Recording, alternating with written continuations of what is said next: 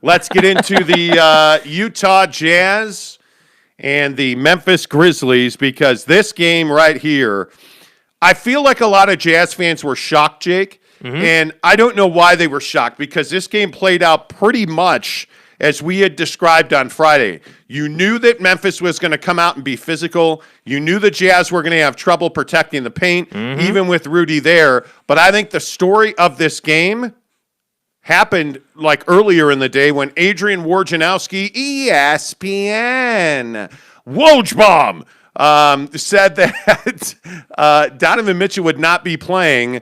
Jake, how surprised were you by that? Yeah, I mean, we specifically mentioned this on Friday. There was a big Twitter discussion about it yesterday when this kind of came out and this drama started that he wasn't going to play. And I just think that it shouldn't be as surprising as everybody made it out to be. You're talking about a guy who suffered a pretty gnarly ankle sprain. This wasn't like hey, I planted and just kind of like rolled my ankle thing. This was I was in midair, landed on somebody, then went to the floor and almost broke my ankle kind of injury, So this is a serious thing for Donovan. And I feel like everybody in here locally and really nationally just kind of assumed that he'd be good to go for game one. And while, yes, they had that shot of him walking into Vivint and he looked fine and he's all, dripped out and everything, I'm just telling you guys that's a tall order to ask of somebody. To A, miss all those games and come back for game one and be the same old guy, but then B, also be in good enough physical condition to even play. I don't think people understand how difficult it is. So, what I was more troubled by was not even that he missed the game. I personally wasn't that surprised by that. I had been talking about it. What I was more troubled by is the story that they were giving us as to why he missed the game. Why can't we just say, hey, he's not healthy enough? Why does it have to be this thing where before the game and his media availability, he expects to play, then he does shoot around, the Jazz medical staff doesn't clear him to play or wants to hold him out one more game, and now we've got all this drama and people are wondering what happened. And I'm just sitting here saying, why did you give him the expectation that he was going to play? Because NBA players don't come out and say, hey, I'm ready to go, I'm excited, this is going to be awesome. And then after shoot around, you don't clear him? That's why I'm very curious as to what went down with this. It was not ideal. I'm not that curious, actually. I am not surprised at all. We've been telling you for the better part of 2 weeks that his chances of playing early in the playoffs were slim. And I think everybody bought into the Jazz narrative. I don't buy that the Jazz figured out in pregame warm-ups or morning shoot that Donovan wasn't ready to go. I think they've known for an extended amount of time that Donovan wasn't going to be available for game one. This is not surprising to me at all. And then I turn around and I look at the way that this game played out. I don't think anything that happened in this game was a surprise. We had everything that we've talked about for weeks on this show. And again, I don't mean to sit here and tell you, hey, we told you so, or we're always right. I mean, we did, and we are. Duh. But the point is, we had Rudy Gobert bitching about the officials. You know that's going to happen. Yeah. You had the inability of the Utah Jazz to protect the paint, which we told you that's going to be a major problem and a major theme once they get past the Grizzlies, because let's not panic at this point today. I have all the confidence in the world the Utah Jazz are going to win this series. But I'm telling you, they're vulnerable in the paint. Rudy Gobert, Defensive Player of the Year, best rim protector, greatest defensive player since nobody's ever seen anybody better. We get it. Rudy Gobert's a good defender. Yeah. He can be had. Yeah. And when what you're looking at is quick, athletic guards that are getting to the basket, and there's nothing Rudy can do about that. Yes, he's blocking shots. Sure, he's having an impact. What did it mean at the end of the night?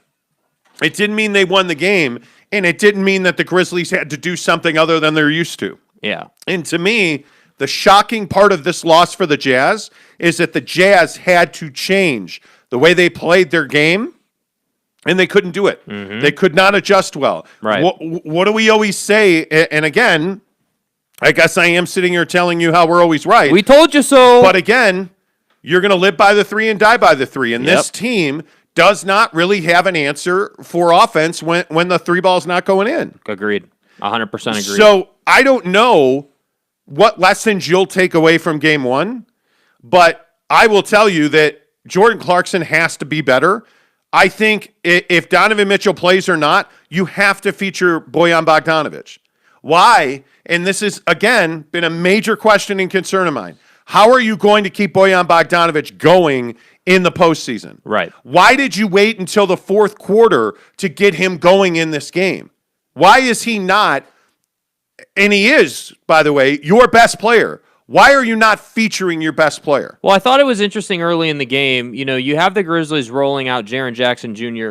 on Bogey early in the game, and I think that was a very intentional choice by this coaching staff for the Grizzlies because they know that, and again, they've watched the tape. We told you guys the defenses would be prepared.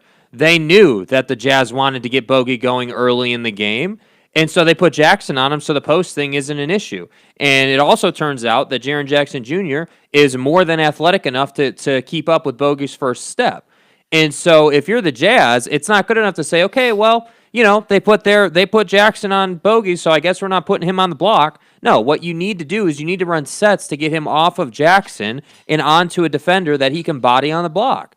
And I completely agree with you. I don't know why they went away from what has been working for them because they beat good teams in the regular season with the exact lineup they rolled out there. I mean, we all know that. I mean, this is not a game they should have lost, but they did not execute well. They're complaining about the officials as usual, and I just feel like they were not ready for the energy, the physical play, and the I guess the best way to say it is like the warrior mentality that the Grizzlies brought to this game. Because guys like Dylan Brooks and guys like Valanciunas were not here to play softball. Those guys were here to play physical, and I think that took the Jazz off their game. All right, let's get some audio rolling here because I think it's important to get other people's perspectives. Because I think when you start to hear what other people are saying about the Jazz, you got to get outside of your own head. You got to get outside of your fandom. So we'll start with Charles Barkley because I thought Barkley made a really good point here, talking about the fact that the Utah Jazz just would not stop shooting threes. Threes are great when they go in, but at some point you have to say, hey, they're not falling tonight. And you got to find a way to get the ball to the basket. They could have threw it into the post to Gobert or Favors. They just wouldn't, like this strategy where teams just come out now and say, well, we made our threes, we won, but some nights you don't make them. And you got to come up with a different plan B. Put your head down and go to the basket. Feel the ball go in the basket. Then that'll get you going a little bit. Make a couple free throws. But tonight, they're just like, they took threes that were, I know they take a lot of them, but they took some bad ones tonight. That's the key, Chuck. Good shots will always eventually even out. Go in. Bad shots, they don't. And, you can't take a plethora of bad shots, and that's what Utah did tonight. They took bad threes and not just open threes. If you take 40 open threes, you're going to win the game. Yeah, and I agree with that. And I think the bad shots lead to bad fouls and bad situations. And I think when you have a guy like Rudy Gobert fouling out of a game, I think that's a huge problem. But not even Rudy fouling out of the game last night was the biggest issue. His reaction to it in postgame was just as problematic as him fouling out. I mean, it was hard for me to try to figure out what kind of game they were calling. Early in the game, they were allowing us to, play physical, and then at some point they hit me with 2 quick ones on rebounds when Valanciunas is doing the exact same thing. So it's kind of hard for me to find ways to just get into the game when I don't really know if I should play physical or if I should set it more when he pushes me, but then they don't call it. So it was hard for me to kind of like know the way to play the game, and I was it kind of threw me off a little bit. So I'm gonna just watch the tape and see, the part that I can do better. And that's amazing to me. That's Jazz center Rudy Gobert. So let me just get this right. You said in postgame that the reason you fouled out is because the officials were in your head, right? You're saying that you didn't know how they were calling the game, so you didn't know how to play? What happened to just being you? You're supposedly this MVP candidate that the Jazz media are fawning over you and just can't say enough about how you're the most impactful player in the NBA. Mm-hmm. But the officials were able to take you off your game. Here's the truth of the matter. Rudy Gobert, I think, was frustrated that the Grizzlies dominated the paint. I think there were clear frustration fouls. I don't think there's any doubt that the pushes in the back, the tug on the jersey, like if you look at the fifth or the sixth foul, the play he fouls out on, that's just a really stupid foul. Mm-hmm. Like, didn't need it, didn't have to do it. You know you had 5 fouls. Like, why? This is a basketball IQ issue. And it's cool that Rudy Gobert blocks shots, and it's cool that he's this difference maker, and he has all this impact. That's all well and good. But the bottom line is Rudy Gobert has to be better. Rudy Gobert has to be elite. And I just don't know that he has that ability. And it now becomes this question of what's left for Rudy. Where's the continued growth? And in my mind, when Rudy Gobert, who's supposedly an MVP candidate and the best defensive player since, basketball was founded, for him to go post-game and say, well, I couldn't be physical and I didn't know what to do because of how the officials were calling the game. And look, he did it and they didn't call a foul, and then I called a foul on myself. And it's like, what are you doing, man? Mm-hmm. Like, just what happened to just playing your game? Yeah. Yeah, I mean, clearly that's not a thing for Rudy Gobert. I think this is a conversation that comes and goes with this team.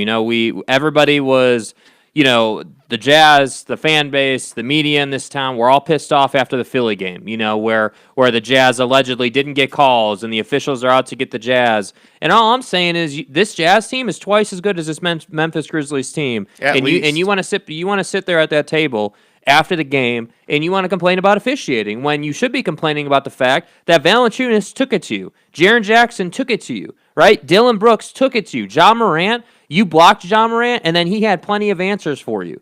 So that's why I say, to take this back to where we started this conversation, Donovan Mitchell being out doesn't just affect Donovan Mitchell, right? It doesn't just affect what they're able to do on offense. It also affects what they're able to do on defense. And I think that we need to take a serious look at Rudy Gobert's mentality when Donovan Mitchell's not playing the game. Because it shouldn't be, hey, the officials took me out of the game. It should be, hey, I had a lot of opportunities here, and I just didn't take advantage of them. Well, that's what the conversation should be. I also think you have to have multiple ways of winning games.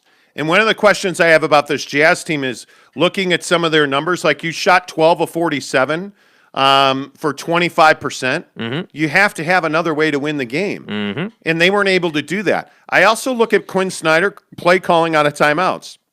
I know we talked about this earlier in the year. I'll talk about it again. The inbound play that led to the final shot was a terrible design. Like, how does your best opportunity is Bojan Bogdanović almost at the logo taking a highly contested three? Like, that doesn't make a lot of sense to me. No. You have to I think you have to get motion. That, frankly, at that point in the game, as poorly as he had shot, I think you got to give that ball to Clarkson on the move and try to get him some space. There were so many things that broke down last night for this Jazz team. I almost want to say you just write this game off and come out in game 2 and be like, all right, now the series has started. Yeah. That's what it feels like to me. Well, you know what the old saying is, right? You know what the old saying is. The series doesn't start till the road team wins a game. Well, I got news for you. The road team won the game. So they did. This series has begun, and I think that I completely agree with you. I think the Jazz, it's not that that fans should be hitting the panic button or the world's ending or anything. I mean, they're going to go out and win this series. I'll be really surprised if they don't. But still, to come out in game 1, it was kind of this series of events, right? You had the Donovan thing pregame, then you come out and you're kind of battling this team a little bit, and people were saying, oh, well, they're rusty, and that's why the threes aren't going in, and they just hadn't played in a minute. And I'm just telling you, well, you knew that was going to be the case. You knew that the Grizzlies, if they got there, were going to have to go through Dub Nation. Yes. And they did, on a dagger game winner kind of setup. They had to go through the Spurs. Yeah. They had to go through the Warriors. Yeah. So nothing the Jazz show the Memphis Grizzlies is going to fade them. Yeah. I mean, those are two really talented basketball teams they had to beat just to be here. So this idea that somehow that they weren't going to be ready, or I mean, that just was never going to happen. Real quick, and I see Vic is like, "Are you guys reading comments today?" We'll get there, man. We got a lot of show left. I want to play this bite from Shaq because I think Shaq on this Donovan Mitchell situation is really interesting, mainly because I'm surprised that people just assumed that he was going to play. So we'll talk about that, but here's Shaquille O'Neal, NBA on TNT, talking about Donovan Mitchell. I said earlier, when you're Memphis, hey, we're just going to come out, we're going to play loose. People think we're the underdogs. Anything can happen. Memphis outplayed them. Utah's going to go back and say, oh, Donovan's not here. We went 12 for sure. We can play better. But look, Memphis right now is comfortable. Now, the next game, you got to punch them in the face, and you got to keep punching, because if you let a team like this get momentum and confidence with or without Donovan, they're going to be hard to stop. And speaking of Donovan, he missed, 16, 17 games? And we all know it's hard to simulate a playoff game. So what has he been doing that's going to, simulate a playoff game? Will he be able to, turn on the magic tricks and, help him win? We shall see. Shaq on the NBA on TNT. I'm just telling you, two things to take away from that bite. Don't use Donovan's absence as an excuse. You played the last month without him. Yeah. You know how to win without Donovan Mitchell. And B, you better understand that the playoffs are not the regular season. The game changes dramatically in the postseason. Yeah. Stylistically, it's different. You're not playing teams that are fighting for their lottery picks, or they're tanking, or you're playing teams that have earned their way into the playoffs. And in this case with the Memphis Grizzlies, not to be redundant, they had to go through San Antonio and Golden State. And frankly, I think they're battle tested now. And I was a little surprised that they were so ready to fight through the third quarter. Yes. That was the shocker to me. Mentally prepared. They were ready for the third quarter to happen. Yes. This was a masterclass, in my opinion, by Dylan Brooks and Valanciunas. And I think Valanciunas, the way he came out and used his shoulders and got physical with Rudy. And one of the things that you'll notice that Valanciunas does is he's not this guy. Right? He's not the guy that sticks his arms out. Mm-hmm. He's the guy that tucks that chicken wing under, and he uses his shoulder to create space, because they're not going to call that a foul. Well, and there were multiple times where the Jazz, I want to say it happened to Clarkson and Conley on the baseline. I have to go back and look, but where the Jazz are driving baseline like they always do, and Valanciunas just puts his arms up and stands there, and they run into him, and it's not a foul because he's there first. His arms are up, and they're running into him. So I agree. Valanciunas understands how to use his body. And I think there are, and this is a credit to Valanciunas, like there are a few guys in the league who have that kind of build, who are just straight up bigger and stronger than you. Maybe not more athletic, right? He's not as athletic as Rudy is probably, but he is bigger and stronger, I would say, than Rudy is. So it's a really interesting matchup in the way that the teams use their bigs. Yeah, let's get to some of the comments, because I'm a little surprised. Maybe I shouldn't be. I'm a little surprised at the level of excuse making. Here we go. That is going on in the comments. Yeah. There's no excuse for the way the Jazz played last night. Yeah. None. They played like a team who'd never been here before, and that the Grizzlies are the playoff tested But we've team. seen this. Before you read any of the comments, right? I'm just going to put this out there. We'll see what the comments say. Maybe I'm a fool, right? But here's my prediction. We got a bunch of people in the comments, and I can't see them. I can't read them. But we have a bunch of people in the comments saying, oh, man, the Jazz, the officials screwed the Jazz, right? The officials did not give the Jazz a fair shake. There were plenty of times where Rudy shouldn't have been called, or this or that. And that's a victim's mentality, and that's what this team cannot have. This team cannot live and die on that kind of mentality. Ace says the NBA wants a long series with such a small TV market involved. That's why they fouled Rudy out. Mm-hmm. Sure. So the NBA fouled Rudy out. Mm-hmm. So okay. how much tinfoil you got in your house, bro? I'm saying. eBay, the Sofa Surfer, good morning to you, says, yo, no worries. Jazz over Sixers in 7 for the chip. Okay. I don't think we should be looking. We should be looking at the chip right now. I think we should be looking at how we're getting to the Western Conference Finals. Yeah, and again, to be clear, the Jazz are going to win this series. I mean, they're a better team. But the question is, what is it going to take to win the series? You do not want to play 7 games with the Memphis Grizzlies. Rudy Gobert has to improve. Yeah. Rudy Gobert has to have composure. This ridiculousness, and if you didn't see it, it's on my Twitter feed. Find me on Twitter, The Monty Show, Monty, The Monty Show. This ridiculousness on the baseline with Kyle Anderson, where Rudy's fouled out of the game. Kyle Anderson, goes to the basket. He's, standing under the basket on the Jazz end, and Rudy Gobert goes over there and, of course, has to run his mouth. And then Kyle Anderson, just kind of taps him away. Doesn't even shove him. Taps him away, and Rudy falls down and flops and is looking at the officials like, hey, what the hell? God, what are you doing? Yeah. The Grizzlies are in your head, dude. Yeah. The officials are in your head. Rudy, grow up and be better than that. And by the way, why is the NBA allowing Rudy Gobert to wander under the basket like that? Yeah, I don't know. At some point, there's got to be limits. And he likes to do that while the game is going on too, while they're physically playing on the court. You'll see if you watch, you will see him standing by the stanchion. Tanner Plummer, who is by far the most negative Jazz fan in the world, says, I knew this was going to happen. Jazz are losing this series. They're not losing this series. No. They're not. Jackson Andrasco says, agree. Good perspective, Jake. Mike says, the officials are always against the Jazz. Okay, so when you say always. Is that a joke or are you being serious? Because I could see how that would come off as a joke. Yeah, maybe. Austin Parkins, good morning, says, last night's Jazz performance was pathetic. There was absolutely no floor management, just a lot of running around, chucking up bricks and bad passes. Where was the leadership? The turnovers are a problem. Yeah. The turnovers last night were a huge problem. I think everybody assumed that Mike Conley would be, the same old Mike Conley we've seen because he was healthy.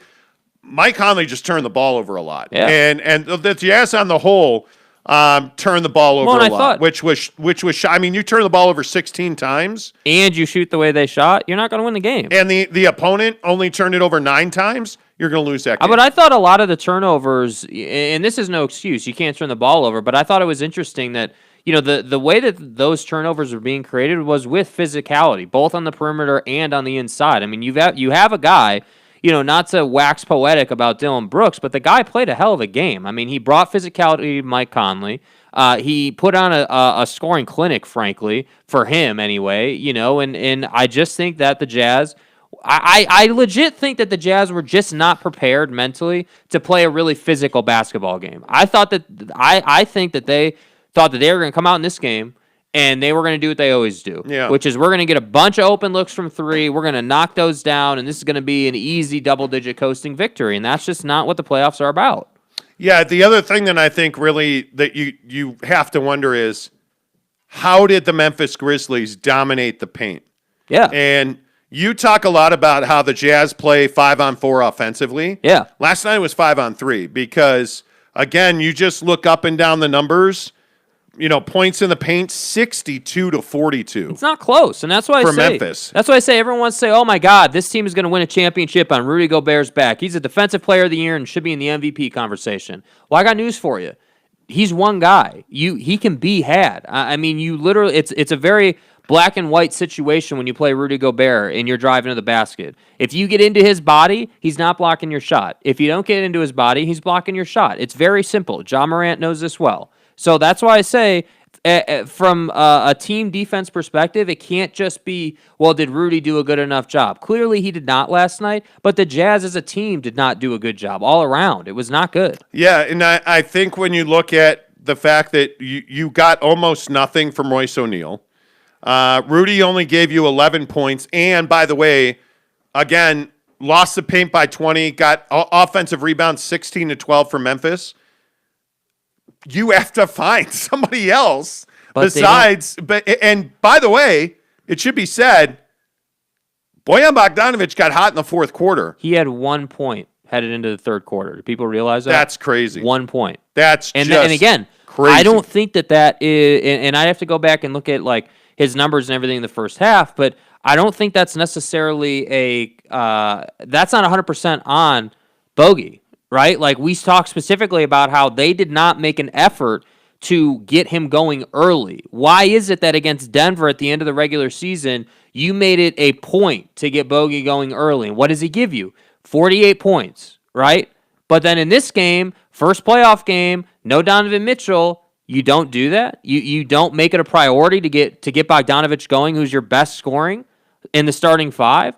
That, to me, that's where Quinn Snyder has some accountability. You have to make it a point to put your team in the best possible position to win, and that didn't happen last night. Yep. Forgotten Souls, good morning to you. He says the stupid-ass health team needs to let Don play. Well, the health team is not why Donovan Mitchell's not playing. That's a story they're running out there. Again, I would simply say to you and everybody else, Forgotten Souls, who's upset with the medical staff, their job is unrelated to basketball, number one. Number two, he's just not ready to go. I mean, at some point, you're going to have to embrace the fact that he had a pretty bad ankle injury. This was not something that was minor. That was a little ankle sprain. Like I saw a lot of Jazz fans on Twitter. It's a sprained ankle. Tape it up. It's clearly much more than a sprained ankle. And the thing that's so interesting is that Donovan Mitchell goes and talks to the media and says, yeah, good to go, ready to go, looking forward to playing, can't wait. And then all of a sudden it's on the medical staff that they won't let him play. That to me is misinformation being run out. Yeah, so, by somebody. Yeah, I'm just telling you, without Donovan Mitchell, the Jazz will win this series. It's a matter of, will they change? Will they evolve? Will they stop relying on a reputation as a good defensive team and actually come out and play good basketball? At what point are you going to dedicate yourself to getting Joe Ingles back involved consistently in this offense? And maybe we're at a point where this Memphis team is too athletic and Joe Ingles can't create his own shot. Maybe we have to understand that and make him a spot-up player. Yeah. Maybe that's what needs to happen. I think that's a legit conversation. Maybe the bench shouldn't be getting technical fouls, like Trent Forrest, and we're retiring his number and putting him in the Ring of Honor. Oh, wait. Maybe you ought to slow your roll on that. Yeah, chill out. What happened to Trent Forrest last night? A, he didn't play. B, you got a technical foul on a scrum because you were on the floor when you shouldn't have been. It's all these things, and then you pile on Rudy Gobert complaining about the officiating, and it's just it's a real issue. Swiderski says, just one bad game, stay cool. Absolutely. He also says maybe too long of a break. It doesn't, what did he say? I honestly thought the Grizzlies were going to be exhausted, and the Jazz would win big. Eric, Eric and Raleigh said that. I never thought they would be exhausted. I thought the home court advantage, the altitude, the noise, the fans would have more of an impact. The Grizzlies clearly fed off of that. I think what you got to understand about this Grizzlies team is this is a perfect example to compare and contrast where the Jazz are at versus where the Grizzlies are at. Not even after last night, just generally speaking. So the Grizzlies are a team that play with this chip on their shoulder no matter what. Ja Morant last season was pissed that this team didn't make a postseason appearance in his rookie year. So he's on a mission this year. And this team has come together and they've made it happen. They shouldn't be here. Do people get that? The Memphis Grizzlies should not be here. They're defying the odds. They're defying the bookies. They're defying what every NBA fan knows about this team. And so for them, my point here is for them, they're like, hey, we don't care. You want to play physical with us? Bogdanovich, you want to shoulder Kyle Anderson and knock him down? Great, let's go, man. We're here for it. We're here for it. You want to play physical? We're here for it. And then what ends up happening? The physicality picks up. Rudy gets soft. Bogey doesn't do anything. And where are we at? You lost by 4 or 3 or whatever it was. At home, in the Viv. And what do we have to talk about this morning? That you got to adjust. That you got to have a better mindset. That you got to be mentally tougher. That is the one criticism that I think no matter who you are, you can agree on with this team. They can be had physically and mentally. And that's something that's going to have to change if they want to win a championship. Yeah, and by the way, anybody notice Grayson Allen, making several big plays? Knocking it down, bro. Well, the 3 was huge, but the rebounds, the passing, I wish the Jazz had held on to Grayson Allen. I think he's that guy that does those little things Perfect fit for the Grizzlies. It wins you games. Mark J says defense was weak from the Jazz. Our offense always flows from stops. That happened early and then again late, but late we were down our 3 players. Well, but this team, I think at some point, Jazz fans are going to have to come around to the idea that Rudy Gobert is not the same Rudy Gobert in the postseason he is in the regular season. And we can talk about Defensive Player of the Year and all of that, and we can do all that. I'm all good with that. During the playoffs, Rudy Gobert is not going to have the impact that he has during the regular season. Because you're talking about guys who, hey, yeah, you want to block shots? Cool. All right, that's And awesome. he did that last night. Yeah, that's great. I'm telling you that the Jazz believe that Rudy Gobert will shut anything down in the paint, and that clearly is not going to happen. And the other thing I think you have to realize is Donovan Mitchell's a really special player, and you've got to find somebody to run with him. Because what we're learning is Jordan Clarkson is either red hot or he's not hot at all. There's no in between. And when he's in the game and he's getting the ball consistently, it doesn't move. The rotation stopped. The offense stopped. Again, Bogey's the one that pays the price ultimately for that, because those are a lot of shots that he doesn't get. And it's what I said about Golden State the other night. You want to have 15 turnovers? Well, that's 15 possessions that Steph's not shooting a 3. It's the exact same thing for the Jazz. When you consistently turn the ball over like that, you're missing opportunities to shoot a 3, and a good 3. And when you have guys like Bogey, like everybody says, Rudy Gobert's this great athlete. When you put him up against good, top tier NBA talent, Rudy Gobert needs to work on his athleticism. Rudy Gobert needs to work on being able to adjust and move his feet, and he needs to be able to guard the perimeter, and he can't do that because he doesn't have the footwork to do that. So, look, this is a good defensive team in the playoffs. They're an elite defensive team in the regular season, and you just need to come around to the idea that the Jazz are not the paint, lock team that everybody says they are. And I know that that's probably not the most popular thing I've ever said, but I'm telling you now, it is. If you're going to be mentally soft like you were in Game 1, this series is over. Yeah. That, to me, Rudy Gobert saying post-game, the officials, affected me. It's ridiculous, dude. I don't know how you make that statement in Game 1 of the playoffs. Yeah, it's unacceptable. And then you throw yourself on the floor and you're a laughingstock. Yeah. Like, if you search that video on YouTube or on Twitter, people are mocking the Jazz over Rudy Gobert throwing himself on the floor. Yeah, it's a joke. It absolutely is. All right. Brandon Whiteside says the Jazz did dominate as poorly as they shot for the most part, except when Mauer was giving Conley and Gobert fouls every time. Well, there you go. and again, here we go with the official. The Jazz never dominated this game. The Jazz and the word dominate last night don't go together. That's just not what happened. They turn the ball over far too often to ever get on a dominant stretch. The Jazz did not dominate this game. The officials are not why the Jazz lost. The Jazz not adjusting offensively. Memphis pushing out on the 3-point line. How many times have we said that on this show? Yeah. You know, dude, like that that's not surprising, man.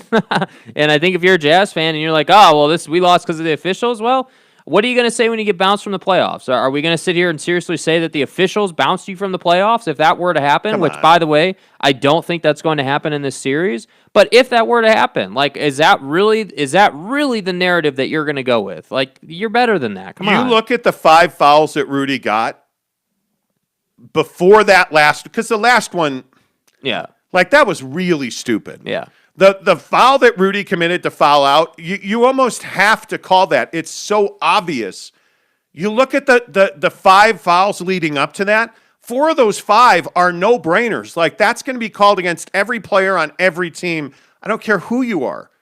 And the one where they're, like, banging underneath and they're running into each other and that was called on Rudy, okay, yeah, I'd really like that to be a non-call, a no-call, but it wasn't. Valanciunas, by the way, had 5 fouls as well. Kyle Anderson got called for a foul for doing this. Like, it goes both ways. He stuck his arms up in the air on the perimeter, by the way, at the elbow, and got called for a foul. it goes both ways. Like that's weak. Yeah. In my opinion. Yeah. Bro, Quinn tried to go get the whole first half. He had to bench him because he kept turning it over. Well, I don't disagree with that. Like the rotate. Why was Oni in the game? Defense, Defense, because it. they were getting lit defensively. yes, defense. So Jeremy Bolton says, remember the Lakers lost game 1 of their series last year? Yeah, I don't think this is not over. This series is not over. Nobody's saying it's over either. Yeah, Mitchell Harding says, was it just me or did almost every 3 in the first 3 quarters didn't even look like it was going in? Oh. Clarkson just chucking. No, it didn't even look like it was going in. And that's what they talked about on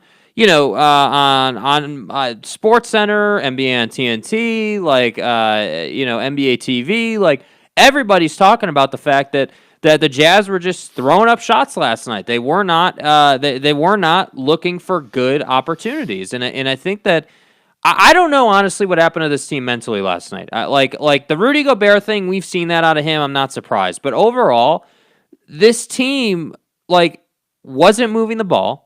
You were not trying to get it to your best shooters. Exactly. And what happens? You shoot 20% from 3 on 47 attempts, dude. Like, this is exactly what I said can't happen. I've said it multiple times. You can't have 47 attempts and make like 12 of them or whatever they make. Yeah, I mean, that's not good enough, dude. Yeah. That's not good enough.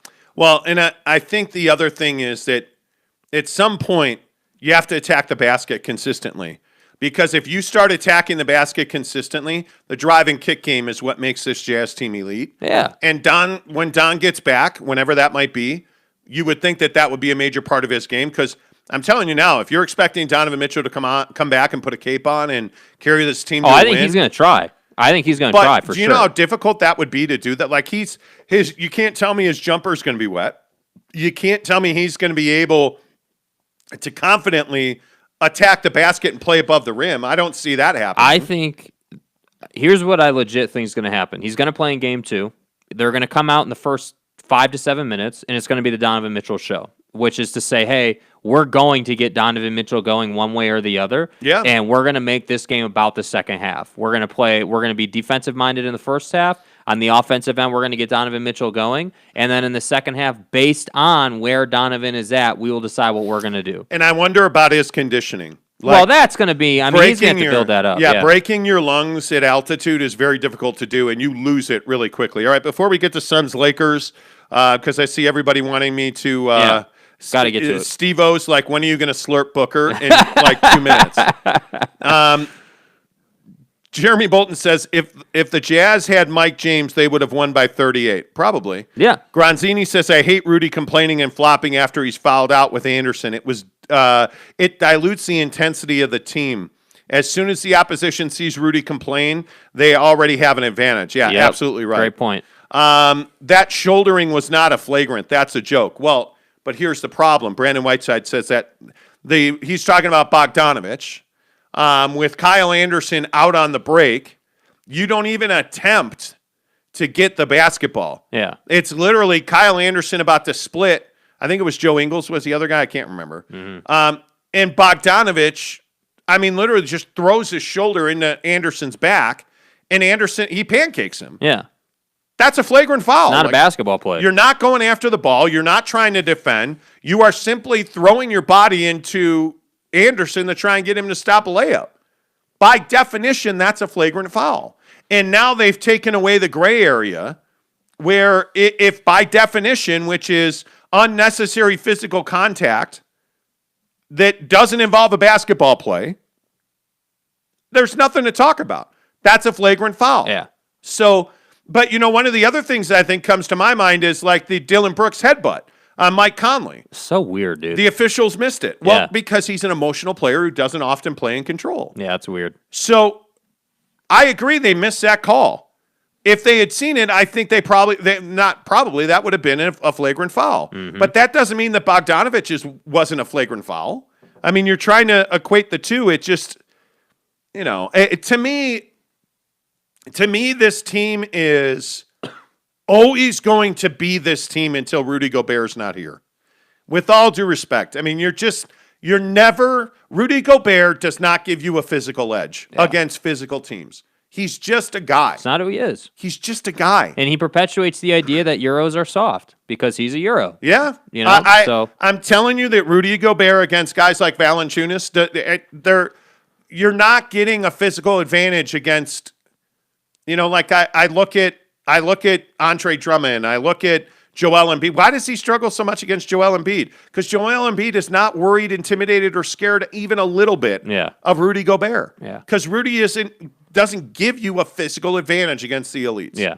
He doesn't. All right, we'll keep taking your Jazz comments, but I do want to get to the slurpification of Devin Booker. Wet like on book. Hey, at some point you're going to have to bow to the man and tell me that you are a complete idiot about Devin Booker. So if you'd like to do that, go ahead now. That's quite enough. We get it. No, I'm serious. Go ahead. I'll wait. Hold on. Oh, did I not say that he was going to go off for 30 plus in this game? No, you said he needed to. Devin Booker has 34. Mm-hmm. Oh, and by the way, I would point out he went 34 on 26 shots and he only made 3 threes. Mm-hmm. He dominated this game. Yeah.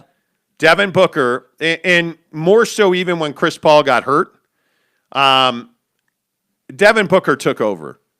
To score 34 of 99 is amazing in itself. You scored a third of your team's points. To be able to free up, and the other guy that I think won the game for Phoenix was DeAndre Ayton. Yeah. Like the Lakers did not have an answer for DeAndre Ayton. The Lakers looked old, slow, and tired. And, I at this point, I think you're going to have to get back to Anthony Davis playing the 5. Yeah. That's the only way you're going to win this series, in my opinion. Yeah, I think that. So first of all, in the Devin Booker conversation, yeah, I mean, you have to give him all the credit in the world. I think there was. I was really pleased to see that the broadcast was talking about the fact that, hey, this is his first postseason game. They were talking about the fact that they were really glad that people were going to see how much of a talent he really is. Like, they were giving him a lot of credit, and I think this is exactly what we talked about on Friday in terms of Book's career, in terms of his reputation, in terms of what people know about him nationally. Like, he needed this game for him in that light, and I think he had the game that he would have expected, 30-plus points, you're pushing 10 boards, you're pushing 10 assists. Like, he did everything that he had to do. And I think, to your point about the Lakers, yeah, they did look old, but that's not to take anything away from Devin Booker because, frankly, he took it to him. I mean, that mid-range game is filthy, and then to be knocking down threes and stuff, I mean, it just he had a great game, no doubt about it. And I think the only thing that could potentially keep the Suns from winning this series is the Lakers' ability to bounce back and use that talent to just simply overcome. Because I agree with you, Anthony Davis at the 5 working against DeAndre Ayton is not a recipe for success for the Suns. That's not going to work out well for you. And I think that Anthony Davis needs to stop settling for jump shots and needs to get his ass to the basket and get his ass to the foul line, and that's going to change the series. Boy, is that not clear as day. Yeah. That Anthony Davis has become very comfortable as a perimeter jump shooter. Yeah. And I think a lot of that is his injury history. Mm-hmm. But Anthony Davis, when he gets to the basket, is one of the most dominant players in the NBA. Yeah. And what you noticed yesterday is there wasn't a lot of Anthony Davis getting to the basket. Mm-hmm. And he loves that that face-up jumper, and that will be the end of the Lakers in this series. Because LeBron, I don't was the injury to LeBron a flop? Him flying through the air was a flop. However, Chris Paul pulling on his arm was not a flop. Yeah, I think it was a little bit of both. There was a little bit of both. Yeah, there. it's a little bit of both. But I think that's also where the game changed. I think the intensity went to the Suns out of that melee, if you will. Mm-hmm. Cam Payne getting ejected did not hurt the Suns. I thought about this a little bit. I was actually happy the guy got ejected. You know why? Because that's his damn job on this team. You're a role player. Yeah. Your job is to make threes, or if you're not making threes and you're in one of these kind of games, your job is to turn the intensity up. And this is why I say, this postseason in the Western Conference, this doesn't necessarily apply to the East, but specifically in the West, it just seems that some teams are willing to bring the physicality to the game and are happy to get in the scraps. Yes. And the teams who are not going to be here. And so it'll be really interesting whether we're talking Jazz, whether we're talking Suns, or whether we're talking Clippers, to which teams in Game 2 are going to bounce back. Are the Lakers going to start getting to the bucket more? Are the Jazz going to stop bitching about officiating and actually start playing their game and dictating to the Grizzlies? What's going to happen? And that, I think, for Game 2 in any of these series is what will ultimately decide. Because if the Jazz go down 2-0, that's not good. Now it's time to Now you're start in hitting trouble. the panic. Now you got to start hitting the panic button. You're down 2-0 going to Memphis. That's not good. If the Lakers go down 2-0, now you got problems. Now, for them, they're fortunate enough that they're going home down 2-0. So you can still have that saving grace. But I just think overall, this postseason in the game ones has been defined by the fact that some teams are willing to bring the physicality and they welcome it, and other teams are not. And it's funny how that works out at the end of the game. Now, let's start slurping. The dunk by Devin Booker was one of the seminal Epic. moments in that game. His ability to continually get in the paint and finish. His realization that Chris Paul was not going to be Chris Paul and that he had to do this for this team. His ability, Devin Booker, and his understanding he had to give up the ball for this team to win, to give it to guys like Jay Crowder, to give it to guys like Mikal Bridges. I mean, that's why this team won. Devin Booker gave you a complete and total performance. But I agree with you. This series is far from over. Yeah. If the Lakers go down 2 going back to LA, okay, we'll get ours in LA. That's kind of the belief, is that they can still win this series. Why? Well, because they've got a championship last year. Yeah. And they have veterans. I don't think this is the same team. I think Kyle Kuzma is an absolute zero. And you begin to wonder, did you trade the wrong guy?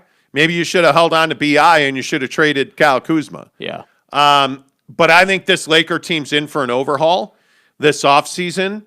I think they realize, guys like Cantavius are really important to this team. Caruso is really important to this team. But you've got to get Anthony Davis to be more than a jab step and a jump shot. That's what will be, to me, that is what's going to determine this series, because I just don't think LeBron James is capable of carrying this team right now. No. I don't see that. Let's see. Mitchell Harding says AD is loving that brick. Jab, jab, lift up, no good. Exactly right. Dude. I mean, exactly seriously, right. build a wall, bro. Tennis player Eric and Raleigh says Anthony Davis thinks he's Kevin Durant. Yeah, maybe. I don't know. Achilles Jean-Pierre says the bubble isn't there to help the Lakers shooting anymore. Yeah. Yeah, true. I think that the Lakers get very comfortable jump shooting. Yeah. And it's LeBron's job to go to the basket. And I think he did that a couple of times. The play where Chris Paul got hurt. Yeah. I mean, was LeBron finishing at the rim. The problem is that this team, the Lakers, and it happens with every LeBron James-led team, every LeBron James-led team, there is this low-key, under-the-radar narrative that they're just going to win. That it's just that it's going to happen. That it's just going to happen, and they ain't got to worry about it. And I'm telling you, Father Time is undefeated, and we're seeing that this year with LeBron James. And I'm not saying he's playing poorly, but I am saying he's not LeBron last year, and he's certainly not LeBron 5 years ago. And what that looks like is Anthony Davis needs to stop settling. He needs to carry more of his weight. You cannot have, against an average defender and DeAndre Ayton, you can't have 11 points heading into the second half. That's not good enough. You need to be at 20 to 23 points heading into the second half, and you need to be setting the tone and dictating to the Suns. And that just didn't happen. And this is why I always say guys who rely on jump shots are going to struggle. Yeah. I look at the Jazz. You can't live and die on threes. I look at Anthony Davis. You're a big who's got a great jumper, but his three-pointer has been broken for a long time. What's the difference between him and Kevin Durant from a scoring perspective? Kevin Durant is more than happy to get to the bucket. Kevin Durant is more than happy to do that to you and demoralize you with his length by essentially posterizing you.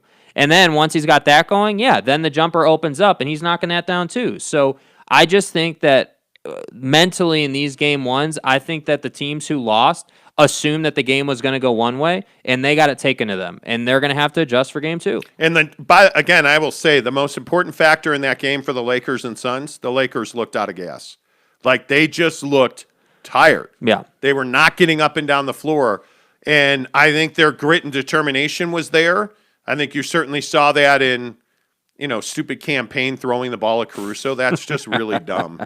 But you have to execute. And the playoffs are about your stars. Devin Booker performed. LeBron and AD did not. That's why the Suns won that game. And I think, frankly, I'm more on your side of it now than I was before. I tend to agree with you. I think the Suns are are going to win this series. I hesitate to say the Suns are a better team than the Lakers. They're in a better place. They're in a better team. place. Yeah, I would agree with that. Yeah. I would agree with that for sure. Vision Gaming 2011 says Suns have a very good team with depth. The bench can play even if the starters aren't fired. Whoa. Wait, I thought the Suns weren't a good team. The Suns Hold aren't on. deep at all. I thought the Suns weren't deep at all. Who's Campaign? Yeah. Who's Cam Johnson? Wait, you got Trent coming off the Jazz bench. The Jazz have the deepest bench in the league. Wow, man. It's amazing what one playoff game will do. Wow. You know what I'm saying? Like, come on, man. Man, it's a good thing we're giving away a TV because at least somebody will be able to watch some basketball. You know what I'm saying? Austin Parkin says, you talk about wishing the Jazz hadn't traded Grayson Allen. I wish we hadn't traded Jay Crowder. Clearly, we need the junkyard dog. Every team does, dude. But you're supposed to have, you're getting that kind of performance out of Derek Favors right now. Like, Derek Favors for the Jazz is a revelation. Like the dunk last night by Derek Favors, Derek Favors is giving you really good contributions. The problem is you're getting nothing out of Jordan Clarkson. You're getting nothing until the fourth quarter out of Bogey. Which, by the way, on Jordan Clarkson, we've been telling you, doesn't show up in big games. Yeah, and he's a hot and cold shooter. When's the last time he showed up in a big game? He's a hot and cold shooter. Yeah. It really is that simple. He is either on and it's lights out, or he's off and he's still not going to pass the ball. That's yeah. It is what it is.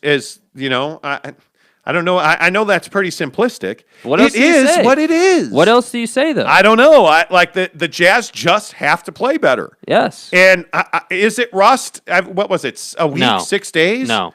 I don't want to hear rust. I didn't feel like this was rust. In the first quarter, you can say it's rust. The rest of the game, I don't want to hear that. Don't be running that out there. It's not rust. You got to be better. Until the Jazz stop playing 3-on-5 offensively with their starters. I look at Royce O'Neal and Rudy Gobert. What did you need last night in this game? You needed 20 and 20 out of Rudy Gobert. You needed 20 and 20 out of Gobert. Frankly. You needed a wing scorer who could get a bucket when you couldn't get it done from three. That's what you needed. And your boy's sitting on the bench. So, again, for all those people who are like, oh, well, you guys are just hating on the Jazz about the trade deadline and blah, blah, blah. Well, this is where the trade deadline, blah, blah, blah, comes back to get you because you don't have anybody to come off the bench or in your starting five without Donovan Mitchell who can get the job done. I'm sorry. And by the way, Bogdanovich is not physical enough or fast enough to get it done. He's just not. By the way, George Niang struggled from three again. And those were open looks, by the way. 1 of Shots 6. you'd expect him to make. He has to make those. Yeah. And I've never said this before, but George Niang is important in situations like last night. Yeah, I guess the minivan broke down last night, didn't it? Okay, wow. Sorry, that was cold-blooded. You are a hater. It is what it is. Yeah, it is what it is. George Niang has to make those threes. Yeah. They do. What other series stand out to you? Because they're like the Clippers losing to the Mavs was not an accident. So predictable. It was not so predictable, dude. An accident. And I know that a lot of people want to predict the downfall of the LA Clippers. This was shocking. You lost by double digits to the Dallas Mavericks at Staples Center. And I think a lot of this was that Tim Hardaway Jr. is throwing daggers, bro. Mm-hmm. He is 5 of 9 from 3, and a couple of those were just ruthless. And you got a huge performance out of Brunson off the bench by Dallas. The rack attack! It was impressive the way that the Mavericks attacked the basket. By the way, it doesn't hurt that you shoot 47% from 3. Yeah. But I look at Luka going 5 of 11. You can look at Tim Hardaway 5 of 9, Finney Smith 4 of 5. This team, if they're going to play this well, And again, they rely on the three a lot, so they won't, in my opinion. Like some teams we know. They're in position to win this series now. Mm-hmm. And this is not Memphis, who I think we all will agree is not on par with the Jazz at their best. I don't know what to make of the Clippers right now. You remember when Dallas put a whooping on the Jazz? I do. They went off from three, very similar to what they did in this game. The problem is the next night, the Mavs got that ass beat. So I'm not necessarily sitting here saying the Clippers are losing this series, but what I am telling you is I'm not surprised that they lost game one. We specifically talked about this on Friday and Thursday, that the Clippers are a team that can be had, that they don't have that sort of that.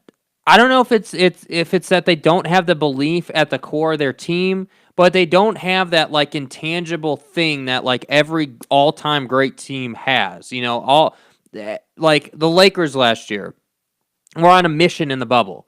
Like, hey, we're gonna win, we're doing this, you know, and they had that like that belief and that sort of, they kind of like came together as a team, and I just feel like the Clippers never do that for whatever reason, and I think it's probably because Paul George and Kawhi Leonard are weird guys, you know, personality wise. You think they can't bring a team together, and then you've got guys like Patrick Beverley who have one purpose in life, and then what are you left with, you know, and I think that's probably their biggest issue. I'm amazed, by the way, by some of the.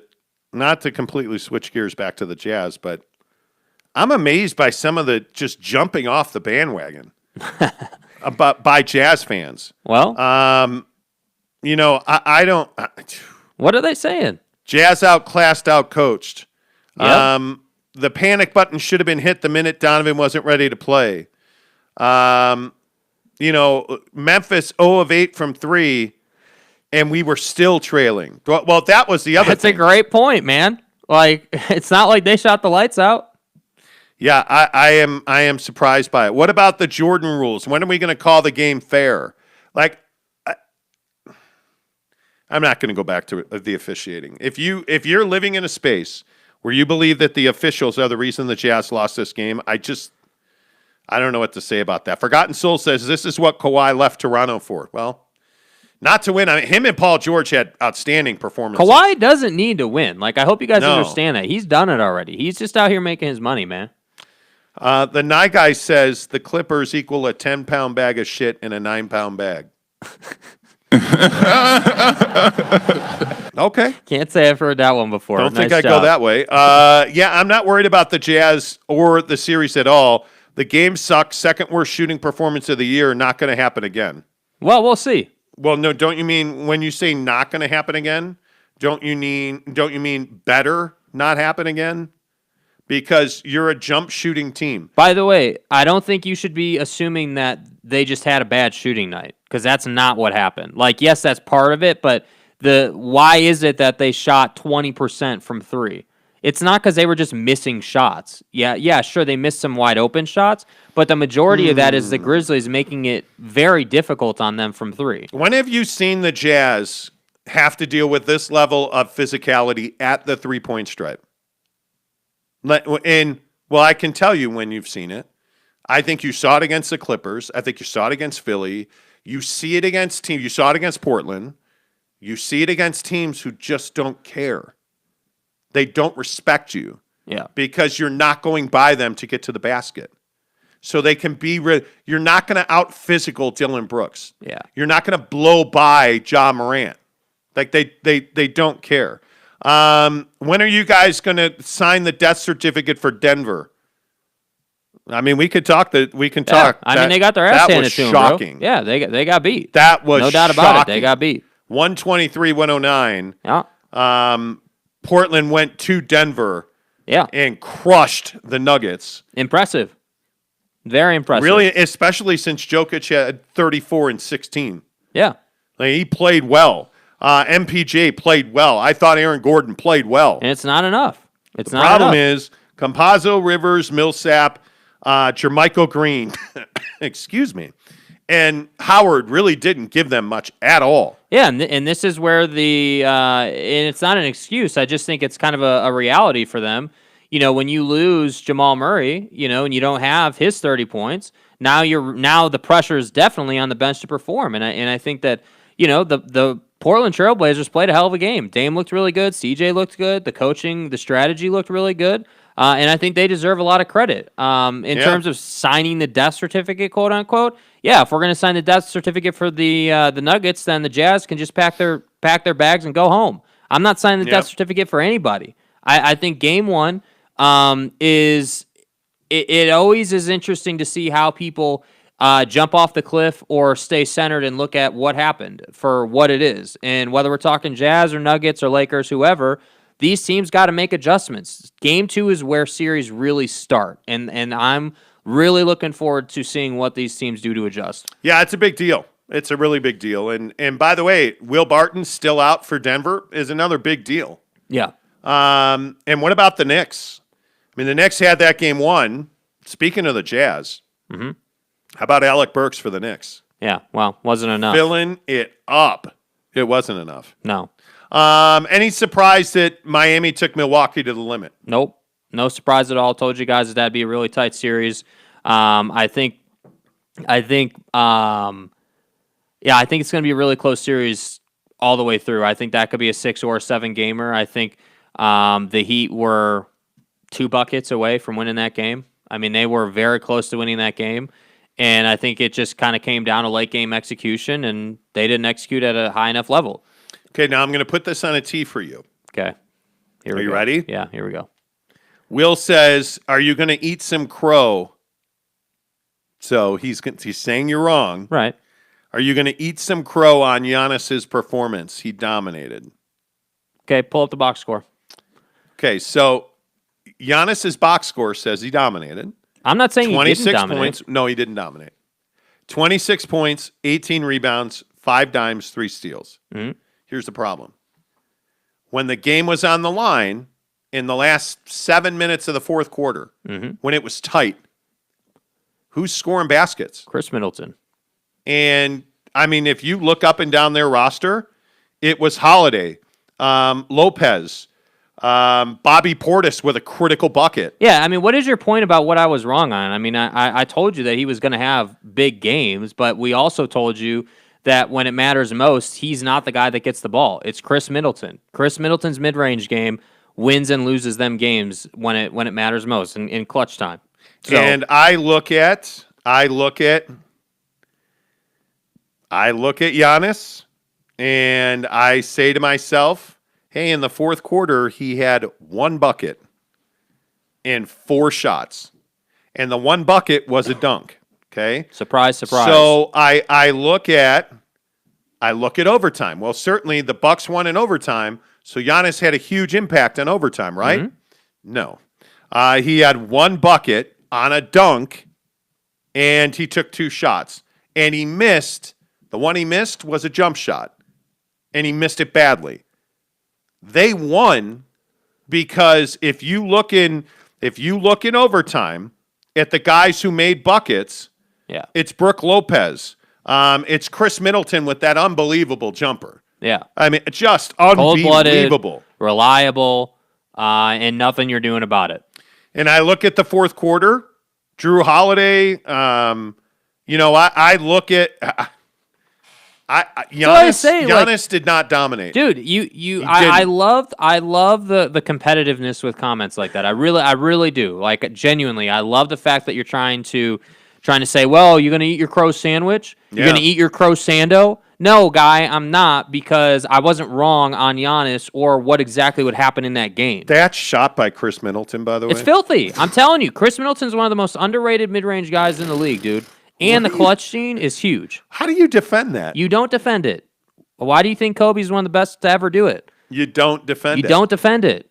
Why do you think Devin Booker had a huge night? You don't defend it. Like, that's why I'm saying, this trash about Anthony Davis settling for jumpers as a big man. Dude, the one thing Anthony Davis has that those guys don't is size. He's almost 7 feet tall, dude. Go get fouled like, so how you hard can is shoot it? free throws. Yeah, how hard is it? Come on. Anyway, you're preaching to the choir. Forgotten Soul said the Chris Middleton game winner was incredible. Giannis did not dominate. Agree. Yeah. Pierre Piper Bucket. You went to KFC before the show? Who the fuck is that guy? Said Giannis did not dominate. Yeah. Agreed. Forgotten Souls, Giannis is a different player in the postseason and in a bad way. He is. He gets really conservative with the game on the line. Yeah. And that's why I say I don't know how you fix this. Oh, your boy Tyler. Here we go. Let's see. Tyler says, y'all are so negative on everybody. Rudy sucks. Now Giannis sucks.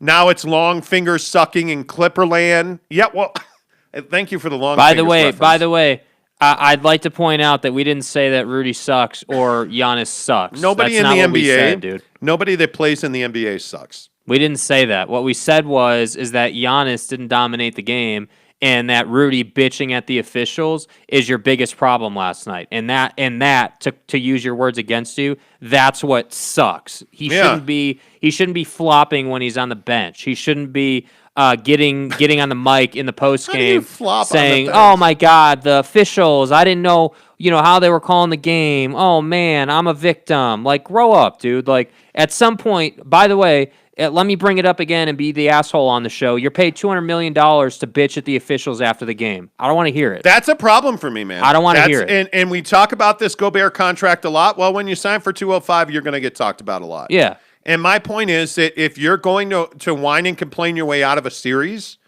you better not be making $205 million. And if you make $205 million, you better score more than 11 points. By the way, you think after what you did last night, the Grizzlies aren't going to come after you just a little bit harder in Game 2? Yeah, they're going to come after you in Game 2. There's no doubt about it. Yeah, I agree. Forgotten Soul says his contract is terrible. Who do you guys speak highly of? Well, Pete, I think when I just slurped Devin Booker for 5 minutes. We just talked about Chris Middleton.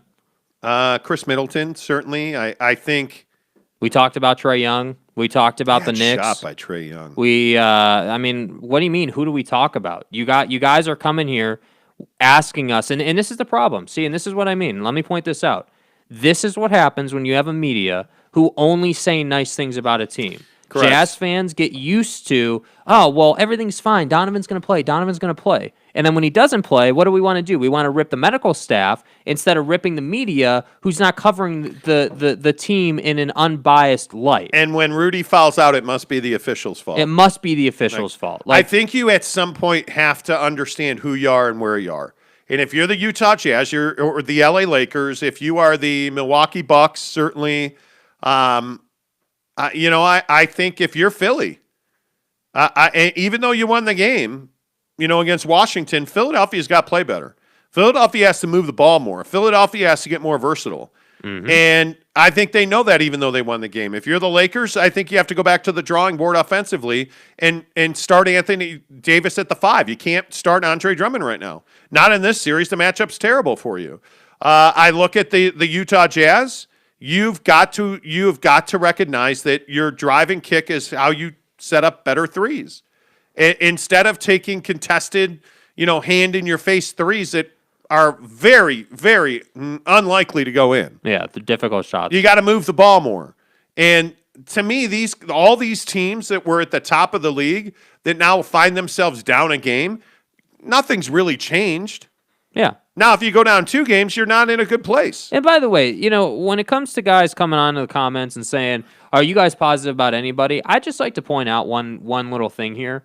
When's the last time we were wrong about something we said on this show with the NBA? When is the last time we gave you something that was like out on the reservation, just completely asinine? And my point with that is not that we're right all the time, but we are because we know the game.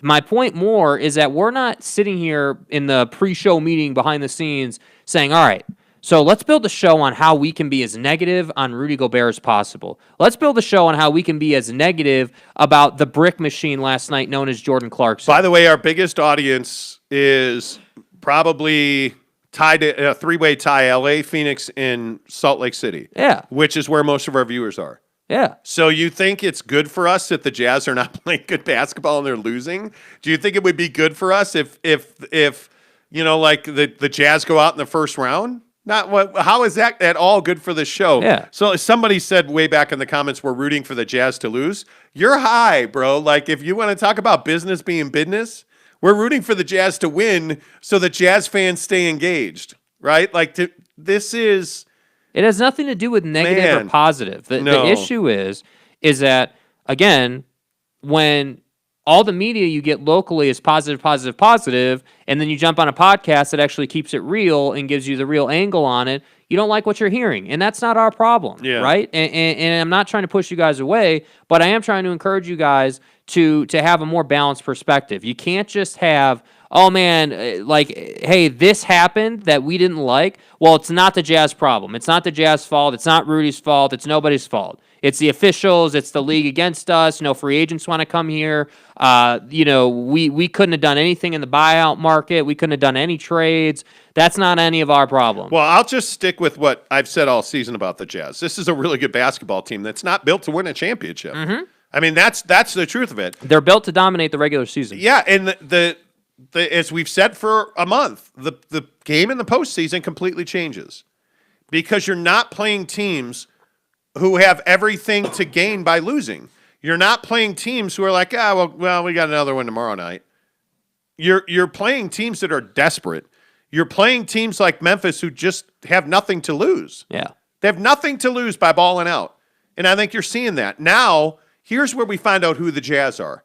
Am I right or am I wrong? Are they a team that's built to win a championship? Well, if they do, they're going to win this game in this series in 5 games.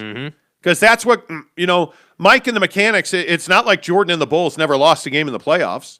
They lost opener. They lost, if memory serves, the Lakers series where they beat Magic and the Lakers in the finals, I want to say the Lakers won game 1 of that series. Like, this is not uncharted water. I'm telling you, the Jazz are fine. Yeah.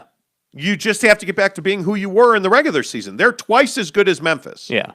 They should beat Memphis. They should win 4 in a row. They should control the game. But they didn't.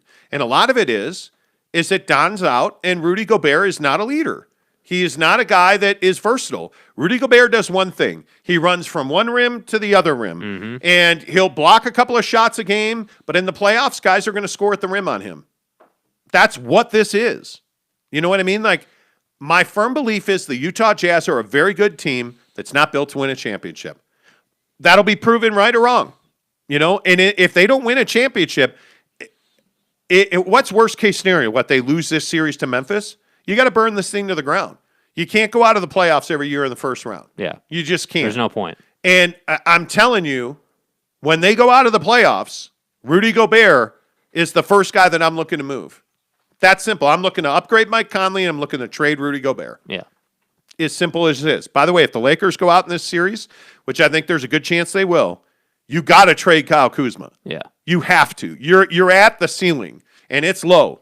With all due respect, he is a bench guy, and I don't even know that I don't know that he's a 6th man on most teams. I think that Kyle Kuzma needs a change of scenery if he's ever going to reach his max potential, because it ain't going to happen in LA. He needs responsibility, and he doesn't have that. Yeah, not right now. It's not. I don't know. It is what it is. Scott Zuninga, good morning to you. He says, you guys are the only source I have for honest opinions. She keeps doing you. Just keep doing you, I think that means. You've been right about everything. Most Jazz fans don't know how to think critically. It's a demographic issue. It might be. I like how we got all scientific with it right there. The Night Guy says Snyder's coaching equals hot, trippy garbage. That last play. Yeah, I mean, I'm not going to sit here and say Quinn Snyder's a bad head coach, because he's not. He's a really, really good head coach. Finalist for Coach of the Year, by the way. Like, I don't think you can really question Quinn. Yeah, the last play of the game, there's some questions there. My main question with Quinn from last night just simply would be, like, how is it? It just felt like the Jazz were unprepared mentally. It just felt like they just were not ready for the physicality. Again, I know I keep bringing that word up, but that's kind of the origins of where this game got away for the Jazz, whether it's the defense, the physicality of defense that Memphis brought, whether it was the fact that they were just going after the rim. Again, we pointed out earlier on the show that Memphis didn't, I think didn't you say they went like 0 of something from 3 last night, Memphis? Yeah, 0 of 8 at one point. Weren't they like 0 of 8? Yeah, so like they weren't making the 3 at a high rate. They had to get this game handled inside the arc, and they did that. Yeah, absolutely. Marquise says, no wonder you guys only have 800 followers. Well, I'll take followers. Is that a joke? Because I always say followers instead of subscribers. Yeah, I don't know. I don't know, Marquise. Marquise has only been here. I know Marquise is a regular viewer, I would say, but I'm pretty happy with 808. I don't even know. By the way, I'm pretty happy with that. This is the classic spin. If that's a serious take, we've been on YouTube 6 weeks and we have 800 subscribers. Yes, it was a joke. Marquise says. Oh, okay. 804 subscribers. Thank you for pointing out followers over. See, like I haven't made that mistake today, but Marquise has to point it out. Forgotten Soul says some of you guys in chat, all you do is complain and criticize these guys all the time. Well, hey, it is what it is. Michael Burton says I don't think Rudy was the problem tonight. Okay, well, what do you think the problem was? No, I meant Rudy Gobert from the Utah Jazz. My bad. The problem was some players like Bogdanovich and Clarkson were not hitting any shots. Bogey didn't score his first points until the third, which is unacceptable. Well, part of that is that the ball didn't move. Yeah. Part of that is that the Grizzlies were just attacking them on defense. And he did miss some shots in the first half. I mean, that's, you Yeah. can't get around that. I mean, he did have a couple open looks, but. Gronzini says Derek Favors' effort last night, good or bad? I thought excellent. Oh, as best as you could get out of him. Yeah. Quinn even said that after the game. Austin Lewis says Favors was great for what his job is. Yeah, absolutely. Tanner Plummer says the Jazz are never mentally or physically prepared. Well, let's not get... Yeah. Tanner, I think you swing so far to the negative. Like, the world's not ending. The series is not over. The Jazz are always prepared. Now, are they mentally tough? Okay, that's a conversation we can have. I would actually agree this team is rarely mentally tough. But they're always prepared. They are always prepared. It is what it is. Spencer Morgan says the problem was the Jazz couldn't punish Memphis for their aggressive perimeter defense. I would agree with that. Yeah. Steve O says... Followers versus subscribers. Who cares? Well, it's an inside joke. It's it is a running an inside joke on the show. It is. It's it not. is. You don't have followers on YouTube. You have subscribers. Yeah, and I always say followers. Yeah. Yeah. So I think that's what Marquise was saying. 800 not bad for only 3 months. Yeah, I agree. Totally agree. Steve-O also says the Lakers look cooked to me. Yeah. I agree. KCP really important. Kuzma not so much. Yeah. The Kuzma dynamic on the Lakers is a real problem for them. I mean, I think they need him right now, and it's too late now that you've realized he's not going to help you. Yeah. I think if I'm the Lakers, I just want him attacking. Mm-hmm. Catch the ball and drive to the basket and either kick or finish. Because that's the best part of his game. And this has been a talking point on Kuzma for 2 seasons now. Like, he's never going to be able to thrive and get to where he needs to get as a player until a team says, okay, you're our guy. We're going to live and die on you, and we need to live. So get the job done. And I think for the Lakers and Kyle Kuzma right now, and it's been this way since he got drafted, frankly, is he's never been that. He's been a bench guy who's coming off and trying to give you like 15 or 20 a night, and too often he trends towards 10 instead of 20. So I don't know. I guess I just don't know what it's going to take to get him to the next level. Yeah, the Pokemon says, I agree that the Jazz were very unprepared for this game, but if unprepared results in a 3-point loss, there's still hope for the Jazz. Yeah, well, I mean, dude. They just didn't. They That's what just I'm didn't saying. shoot well. The 3-ball didn't go in for a lot of reasons. That's the difference. That's win or lose here.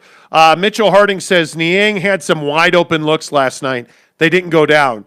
Was the tale of the story last night. Yeah, I think if Niang just shoots 25% from 3, they probably win the game. Yeah. He's always going to have that open look because you're going to leave him to double. And most nights he makes that shot. So that's what I'm saying. He does. That's why we again, scrub back to earlier in the show. We specifically said, we're not hitting the panic button on the Jazz. There's no need to be hitting the panic button. But I think a couple major things that need to change for Game 2 are this whole thing with the officials. Like, you can't be playing the game to cater to the officials. That's you right. got to play the game to your strengths and how you play the game. You got to get back to being who you were. And I think, for this Jazz team, keep feeding Niang. He's going to make those shots. He's proven. He's shown that he can make those shots. So keep feeding him. The ball will go down. And I think of what I don't want to say that Game 2 is a must-win game, but I also don't want to go to Memphis down 2-0. Yeah, bro. You know what I mean? Like, I feel like... I would just say Game 2 is a must-win game. Like, How do you, if you're the I just don't want to Jazz, send the. I don't want to sound like I'm trying to spew a bunch of desperation for this team because I don't think we're there yet. But I think you also don't man. want to be down 2-0. is this a team that's built to come from behind? I don't know. Probably not. No, Yeah. probably not. I- Well, generally speaking, for the season, they've been a much better team when they're playing ahead. Yeah. What happens to Coach Q if the Jazz go out in the first round? Well, you're not going to fire Quinn Snyder. I think you have to ask some real difficult questions of him. I think you have to ask yourself, hey, is the object of getting 53s a game, is that really what's going to win you a championship? Because I've never said, been what's worked in the postseason. Yeah, dude. look, the Rockets, the Warriors. Like, I can point to teams that live and die on threes. The Warriors lost to Memphis because they lived and died on threes. Yeah. I mean, eventually you're going to go cold.